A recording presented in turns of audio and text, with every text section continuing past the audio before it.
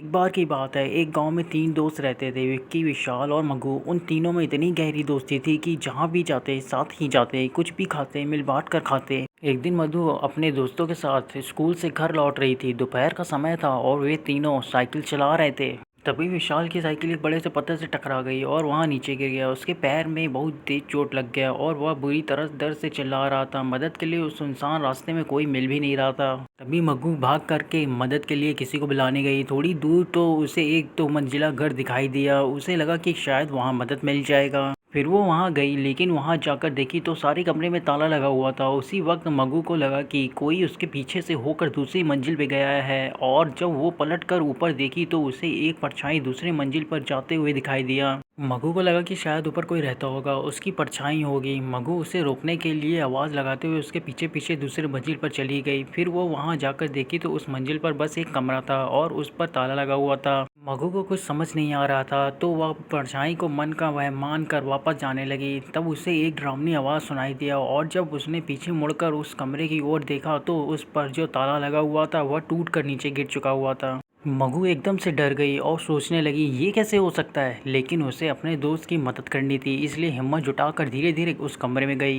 वहां जाकर देखी कि एक बहुत लंबा चौड़ा और डरावना आदमी अपने बिस्तर में सोया हुआ था। मगू ने उससे पूछा, भैया क्या आप मेरी मदद करेंगे? वहाँ रास्ते में मेरा दोस्त साइकिल से गिर गया है, उसके पैर में बहुत तेज चोट आई है, दर्द के मारे चिल्ला रहा है। अगर आप मेरी मदद करेंगे तो बहुत मेहरबानी होगी। लेकिन वह आदमी मगू की बात का कोई जवाब नहीं दिया। फिर मगू को उस आदमी पर गुस्सा आ गई। मगू चिल्लाकर उससे बोली, आपको सुनाई नहीं दे रहा है क्या? मैं आपको कब से मदद मांग रही हूँ, कुछ बोलते क्यों नहीं? इतना बोलते ही अचानक उस कमरे का दरवाजा अपने आप बंद हो गया। मगू ये सब देखकर घबरा गई और दौड़कर दरवाजे की ओर गई और उसे खोलने की कोशिश करने लगी। उसके बहुत कोशिश करने के बाद भी वह दरवाजा नहीं खुला। तभी उस आदमी की जोर जोर से हंसने की आवाज़ आने लगी। मगू उसकी हंसी से इतनी डर गई थी कि उसका पूरा शरीर कांपने लगा और उसकी आवाज़ भी नहीं निकल रही थी ताकि चिल्लाकर किसी से मदद मांग सके।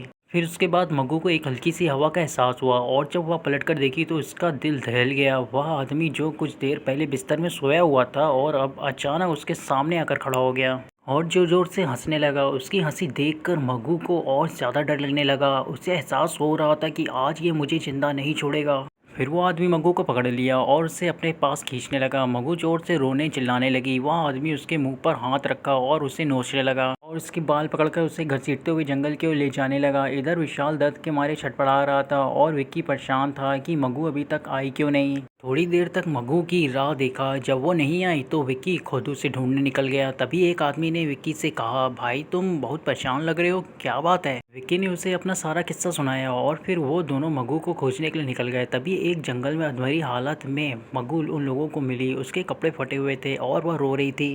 विक्की ने उसे देखते ही गले लगा लिया और पूछने लगा, ये सब कैसे हो गया? फिर मग्गू अपने साथ हुए सारा किस्सा बताया। उसके साथ हुए इस हादसे को सुनकर दोनों के रोंगटे खड़े हो गए। तभी उस आदमी ने बताया कि कुछ साल पहले बगल के गांव में एक लड़का रहता था। वह थोड़ा पागल सा था और हमेशा आते जाते लड़कियों को छेड़ता रहता था।